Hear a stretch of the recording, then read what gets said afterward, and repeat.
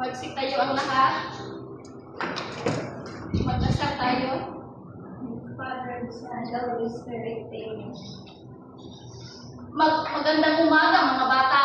Magandang umaga po, Binibining Giselle. Okay, magandang umaga. So, bago kayo umupo, ihanay nyo ang inyong mga upuan at pulutin ang mga basura.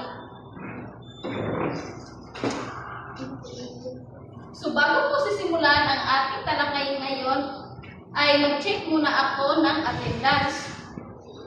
Karo, Narito po. Tayang, Narito po. magaling dahil lahat kayo ay narito. Ngayon, meron tayong alituntunin. Basahin niyo muna kung ano ang ating alituntunin.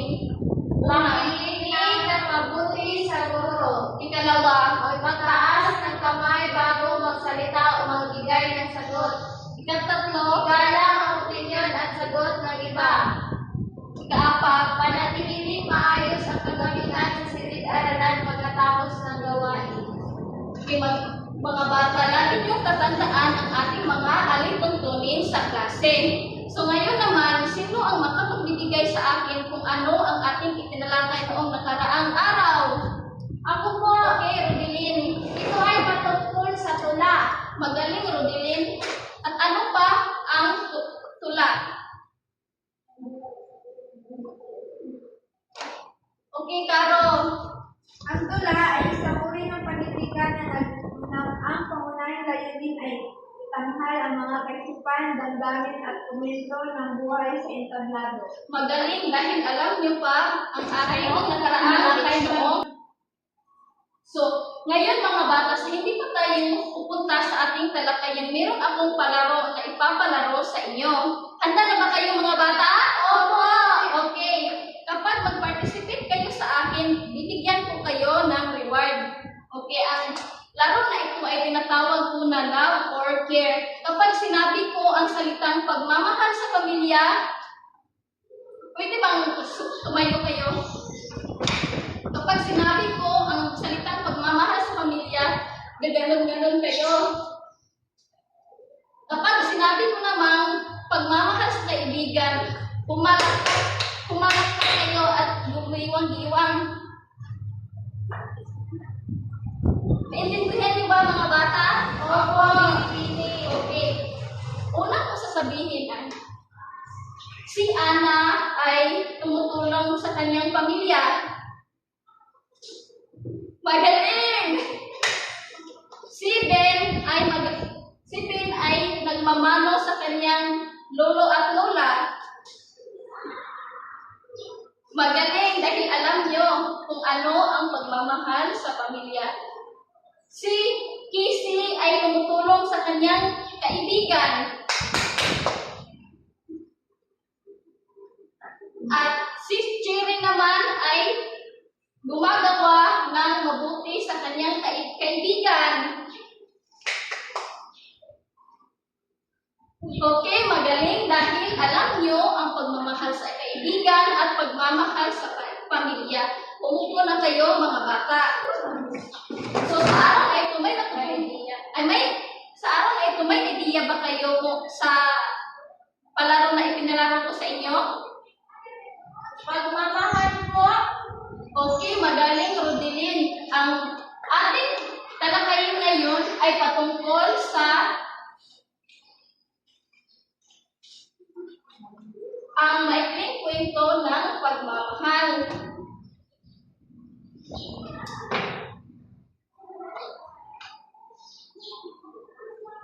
So, ating talakayin ngayon ay patungkol sa maikling kwento ng pagmamahal. Ay sa hindi pa tayo dadako sa ating talakayin ngayon, babasahin muna natin ang ating layunin. Una, Natutukoy ang mga tauhan at pangyayari sa maikling kwento. ikalawa, Na ipapahayag ang damdamin tungkol sa pagmamahal sa pamilya at nakatangguhit ng isang simpleng kalawan na napapakita ng pagmamahal. okay, magaling. Sa araw na ito ang ating mga layunin. At sa araw na ito, ang ating talakayin ay patungkol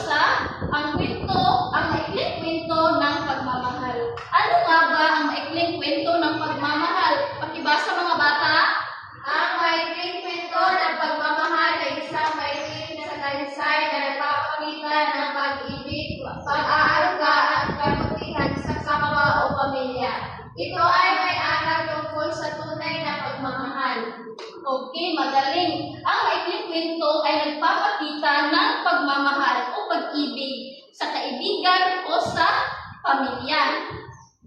At dito din natin makikita ang pag-aaruga sa isang pamilya o kabutihan sa kapwa.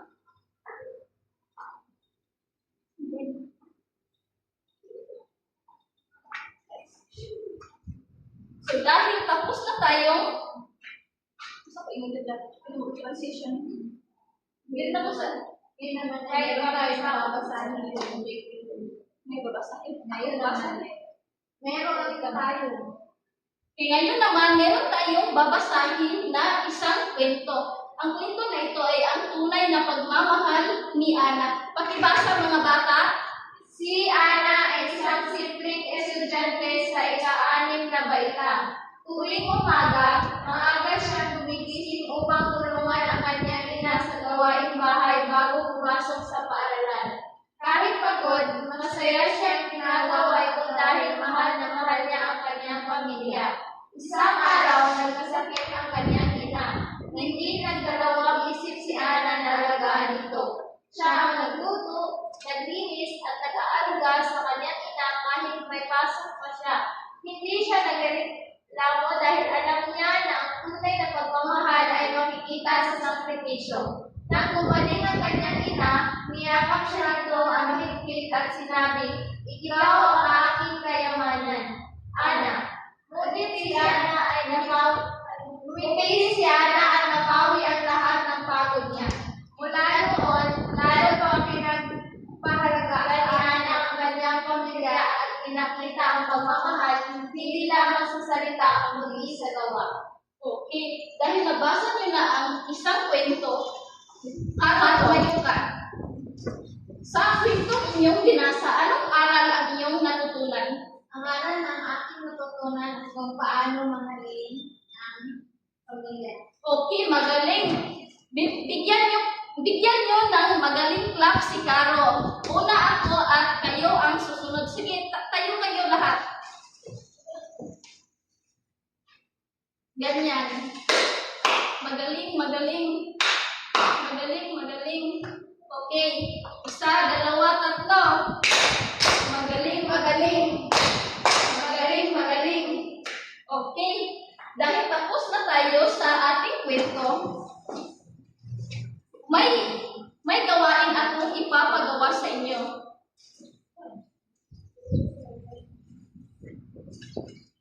Bibigyan ko kayo ng 5 minuto para gawin ang inyong gawain. Tapos na ba mga bata? Opo. Okay, ipasa na.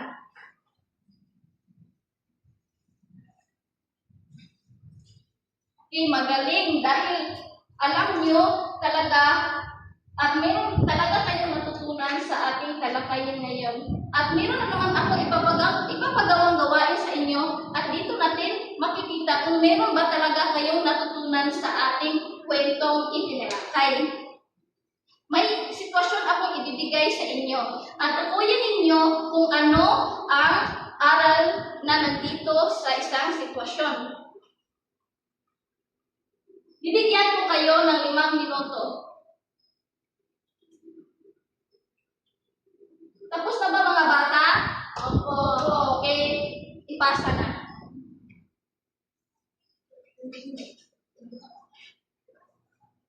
Okay, dahil tapos na kayo sa ikalawa niyong gawain.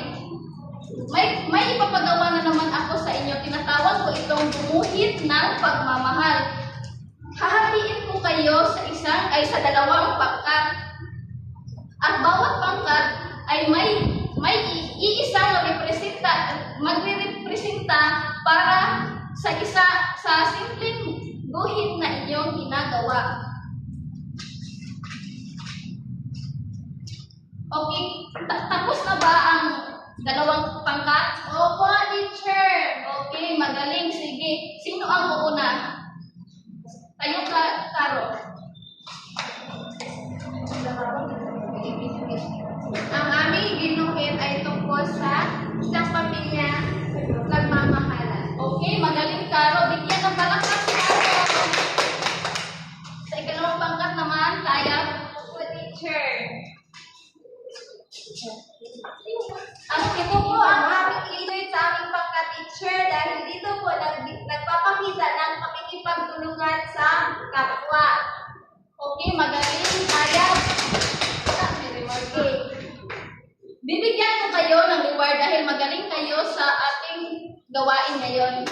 One kids. Thank you so much. Okay, sa araw na ito, paano ito magagamit sa pang-araw-araw ninyong dahil natutunan niyo na ang maikling kwento ng pagmamahal, paano niyo ito gagamitin sa pang-araw-araw ninyong gawain? Okay, Robin. Gaya po ng tutulungan ko po si nanay sa gawaing bahay. Okay, mabuti yan, Rodelin. Lagi mo yang gagawin sa inyong bahay. Okay, ano pa? Cherilyn. Pagmamahalan po. Tumayo ka, Cherilyn. Pagmamahalan po sa bawat Okay, magaling, Cherilyn. So, okay, sa araw na ito ay may gawain naman akong gagawa sa inyo. Ibibigyan ko kayo ng 5 minuto.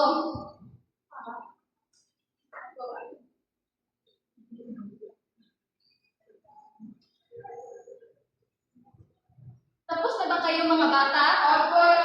Okay, mag-ipasa na. So, dahil tapos na tayo sa ating gawain ngayon at sa ating inilakay na ang maikling kwento ng pagmamahal, meron naman akong karagdagang gawain na ibibigay sa inyo at ito ang gandang aralin. Sumulat ng maikling kwento tungkol sa pagmamahal sa pamilya.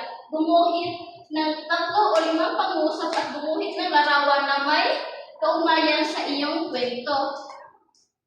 At yun lang po mga bata. Tumayo kayo. Paalam at maraming salamat mga bata. Paalam po. Good evening, Giselle.